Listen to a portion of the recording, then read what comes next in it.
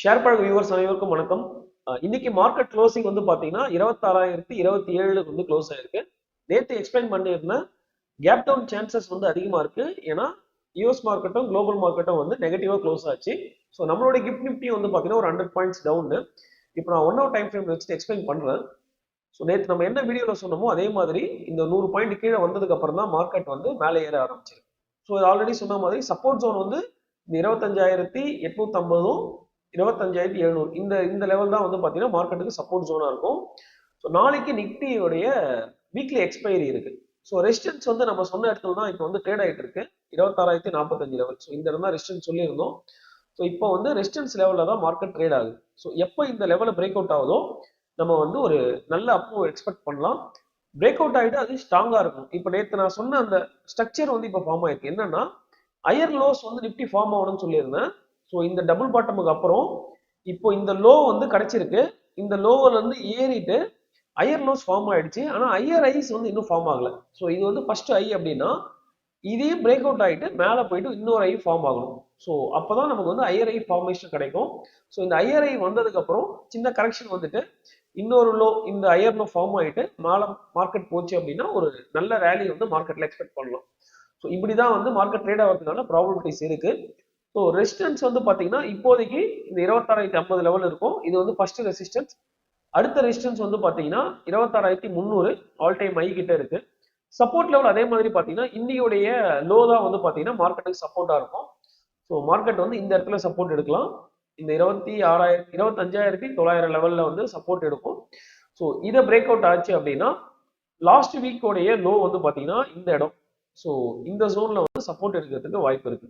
So இதுதான் மார்க்கெட்டுடைய support and ரெசிஸ்டன்ஸா act ஆகும். Open interest வந்து எப்படி இருக்குன்னு பார்த்துடலாம்.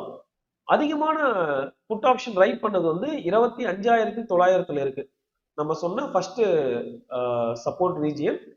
ஸோ அடுத்தது வந்து பாத்தீங்கன்னா 26,000 அடுத்த புட் ஆப்ஷன் வந்து அதிகமா ரைட் பண்ணியிருக்காங்க. ஸோ இது எவ்வளவு ரைட் பண்ணியிருக்காங்கன்னா 1,72,00,000 கான்ட்ராக்ட் வந்து இதுல ரைட் பண்ணியிருக்காங்க. 25,900 வந்து பாத்தீங்கன்னா 1,82 கான்ட்ராக்ட் வந்து ரைட் பண்ணியிருக்காங்க.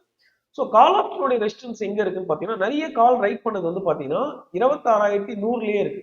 ஸோ நியர்பை ஒரு 50 பாயிண்ட்லயே வந்து பாத்தீங்கன்னா அதிகமான கால் ஆப்ஷன் வந்து ரைட் பண்ணியிருக்காங்க. ஸோ இது எவ்வளவு ரைட் பண்ணியிருக்காங்கன்னா 1.56 crore இருக்கு. அடுத்தது வந்து பாத்தீங்கன்னா 26,200ல 1.55 crore இருக்கு.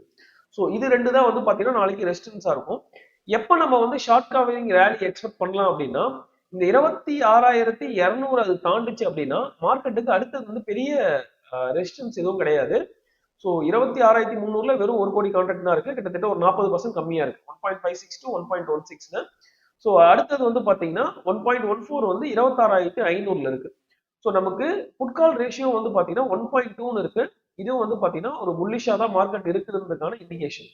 ஸோ நாளைக்கு வந்து ரேஞ்ச் பவுண்ட்ல ட்ரேட் ஆச்சு அப்படின்னா இந்த 25,900 இருந்து 26,200 இந்த ரேஞ்சுக்குள்ளதான் மார்க்கெட் ட்ரேட் ஆகும். இப்போ நம்ம வந்து ஆல்ரெடி இதுலயும் அதை தான் எக்ஸ்பிளைன் பண்ணியிருக்கோம். பிரைஸ் ஆக்ஷன்ல பிரைஸ் ஆக்ஷன் நமக்கு வந்து 26,050 இருக்கு.